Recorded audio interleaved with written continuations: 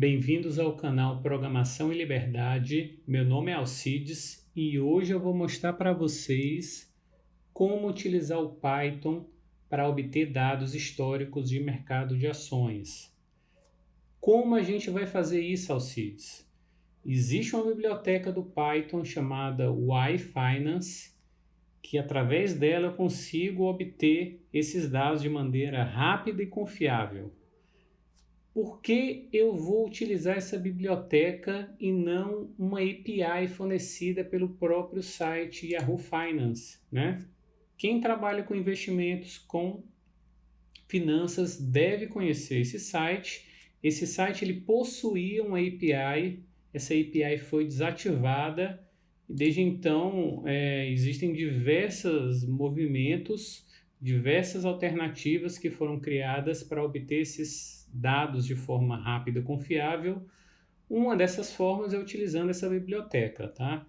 Então, tem um site aqui da biblioteca, para quem quiser conhecer, eu vou entrar aqui nela, quiser conhecer aqui os detalhes da biblioteca, mas eu vou mostrar para vocês um passo a passo simples. Esse aqui é um vídeo introdutório de como instalar a biblioteca e como utilizá-la para, por exemplo, recuperar dados históricos de cotação, de dividendos de uma ação, pode ser na Bolsa Americana ou aqui na nossa Bolsa Brasileira Bovespa, tá? Então, vamos começar com a instalação da biblioteca. Eu tenho o pip instalado aqui na minha máquina. Vou dar um pip install YFinance.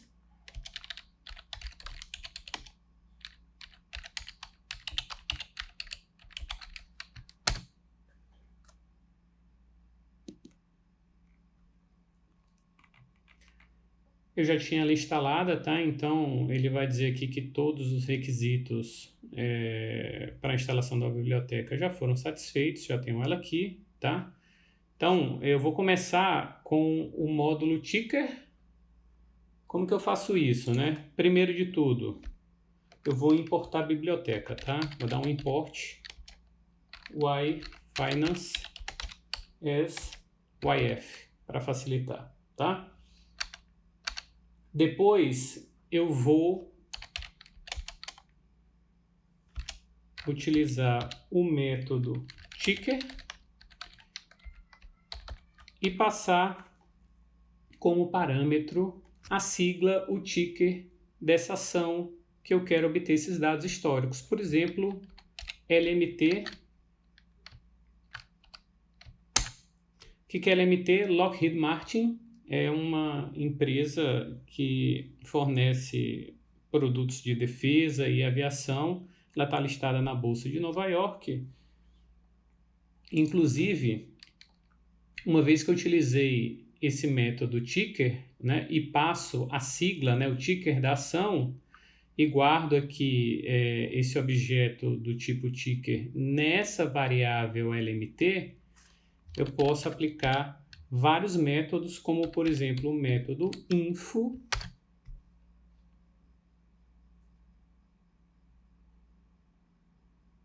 ele vai demorar um pouco, já carregou. O método info, ele retorna uma série de informações sobre a empresa representada pelo ticker LMT. Então, é tudo em inglês, tá, pessoal? Por exemplo, o setor que ela está, que é um setor industrial, né? O número de empregados, aqui tem mais de 100 mil empregados, um sumário, um resumo do que a empresa faz, do business dela, né? Então, a Lockheed Martin, né? Ela atua no setor de segurança e aeroespacial, enfim, tem uma descrição bem longa, né? A cidade, que é a sede da empresa, tem um telefone, o país, que é Estados Unidos, o site oficial da empresa, endereço. Então tem uma série de informações sobre a empresa, uma série de informações financeiras, o EBITDA, imagino que é do último exercício, a margem operacional, o preço atual da ação, tá? 448,72. Aí vocês me perguntam qual moeda, né? Aqui embaixo tem currency, né? Que é a moeda. Eu vou procurar aqui digitando Ctrl F. Financial currency, tá? Aqui o currency, USD, US dollars, né? Enfim, tem uma série de informações sobre a empresa, tá?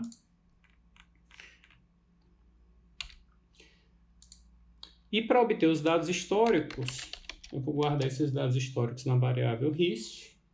É simplesmente pegar o ticker que eu guardei na variável LMT, aplicar o método history. Então, o método para obter as informações é o ponto .info, para obter os dados históricos é o ponto .history, e eu passo o parâmetro period, que é o período que eu quero, vou botar max, ou seja, vou pegar todo o histórico de cotações e dividendos e informações financeiras da LMT, do Lockheed Martin, e vou listar aqui para vocês. Ele vai me retornar um data frame, né, onde eu tenho aqui data, cotação de abertura, máxima, mínima, cotação de fechamento, volume negociado no dia, dividendos, aqui divisão da ação, e cada linha é um dia, é uma data, né? Então, tem dados aqui desde 1977 até a data de hoje, que é 9 de março de 2022, tá? Então, tem aquela cotação que a gente viu lá no info, 448,72 dólares, tá? O que eu posso fazer mais aqui? Já tenho as cotações. Eu posso, por exemplo, criar um gráfico aqui com o preço de fechamento da ação. Como que eu faço isso? Eu vou importar a biblioteca Matplotlib.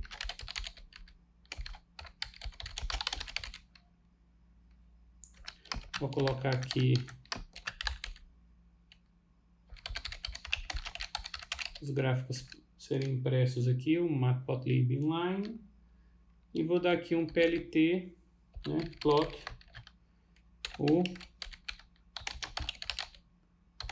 o RIS close, né, os dados de fechamento, né, vou dar um label aqui no meu gráfico, né, e o label eu vou colocar como LMT, tá? Vou colocar, nomear o eixo X e Y. No eixo X é a data, no eixo Y é a cotação de fechamento. A gente viu que era em dólares, tá?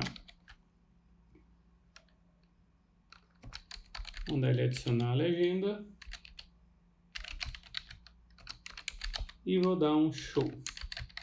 Vamos ver como é que fica. Então, o que eu tenho aqui? Eu mandei plotar essa coluna aqui, né? Desse data frame RIS close, né? Que é a cotação de fechamento, né? No eixo X, ele vai colocar o index desse data frame e o index, essa coluna aqui, date, tá? Então, não preciso colocar ela aqui expressamente no eixo X. Quando eu suprimo, né, o eixo X, ele vai pegar o index do data frame, que já é a data, já é o que eu queria, tá? Então, tem um gráfico aqui da cotação de fechamento, tempo versus cotação, e botei aqui a legenda aqui com esse label LMT para saber que a cotação de fechamento em dólares da ação LMT aqui listada na Bolsa de Nova York. Então, o que a gente vê aqui? Tinha cotação pequena aqui nos anos 80, 90, 2000. A partir de 2010 aqui a cotação dela aumentou exponencialmente, tá? O que eu poderia fazer também com esse data frame? Posso fazer um gráfico similar com os dividendos, tá? Se vocês perceberem aqui, os dividendos eles estão por dia, né? Então, tem várias datas aqui que não tem pagamento de dividendos. Eu não sou especialista em finanças, mas os dividendos são pagos algumas vezes por ano, tá? Em geral, eles expresso em valores pagos ao longo de um ano. Paguei X dividendos em 77, em 78 paguei Y e assim por diante, tá? Então, o que eu posso fazer? Eu vou criar uma variável dividendos para receber esse agrupamento, essa soma dos dividendos somados em todos os dias de um determinado ano. Então, como que eu faço isso? Eu vou pegar a coluna do meu data frame, a coluna dividendos, e vou dar um resample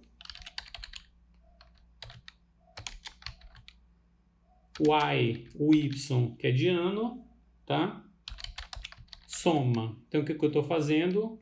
Eu vou reamostrar esse data frame, né? Ao invés de ser por dia, ser por ano, né? E a cada ano que eu vou fazer, eu vou somar a coluna dividendos, né?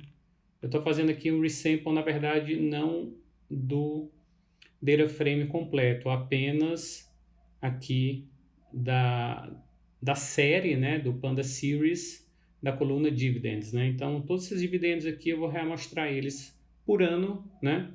E dentro de um ano eu somo todas essas colunas de um dado ano, tá? Então, vou fazer isso aqui.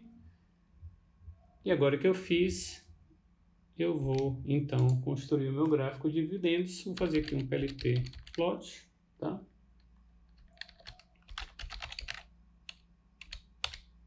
Dividendos, né? Vou pegar aqui o index, né? Que a data está no index. Vou pegar só o ano para o eixo X.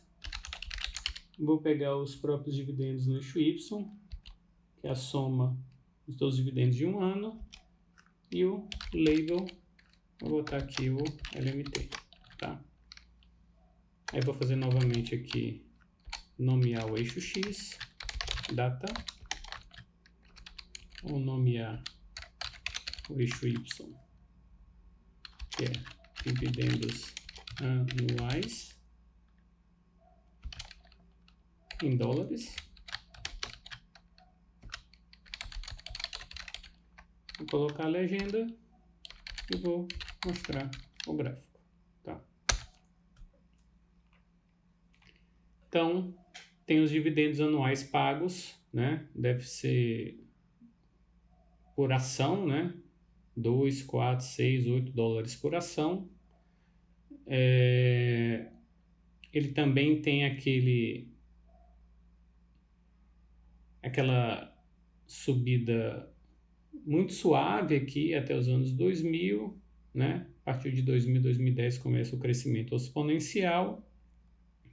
E tem essa queda aqui no final, né? Que sai dessa tendência. O que aconteceu aqui nessa queda, né? Essa queda aqui ela não é real, né? Alcides, por que você está falando que a queda não é real? Perceba que ele está agrupando no ano de 2022 apenas os dividendos até a data atual, que é 9 de março, né? Então não é uma comparação justa, porque nos outros anos eu estou somando os dividendos do ano completo, dos 12 meses, tá? Então, como o ano de 2022 não fechou, por isso que os dividendos estão baixos aqui, provavelmente, né, se a empresa seguir nessa tendência de crescimento, esse dividendo de 2022 deve ser mais alto, tá? Então, como que eu poderia consertar isso? Eu poderia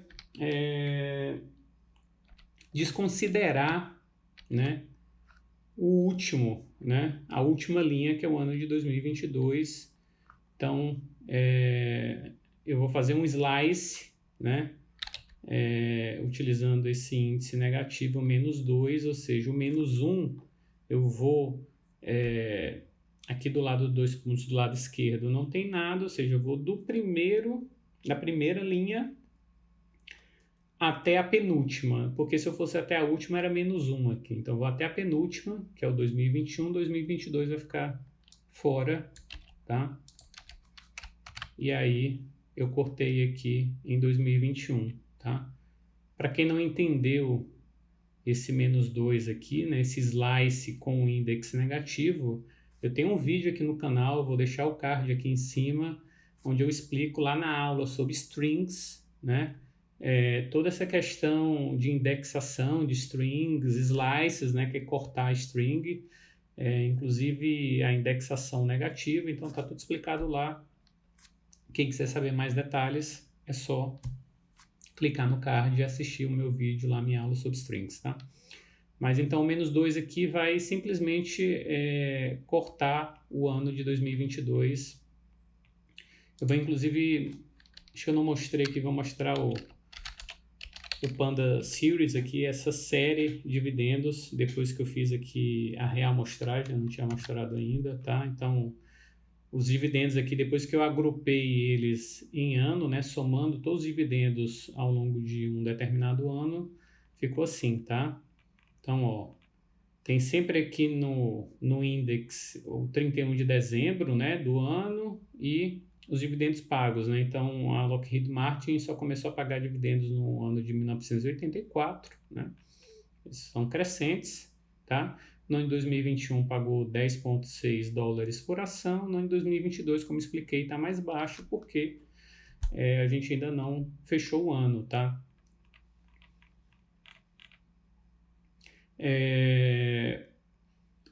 Tem mais um detalhe aqui. Percebam que o index aqui não é uma data 1977 ou 1978, né? Não é só o ano, é uma data que é 31 de dezembro do ano, né? Então, por isso aqui que no eixo X aqui do plot de dividendos eu botei aqui um index year, né? Tô pegando aqui no eixo X apenas o ano da data e não a data completa, né? Só para ficar mais correto aqui, tá?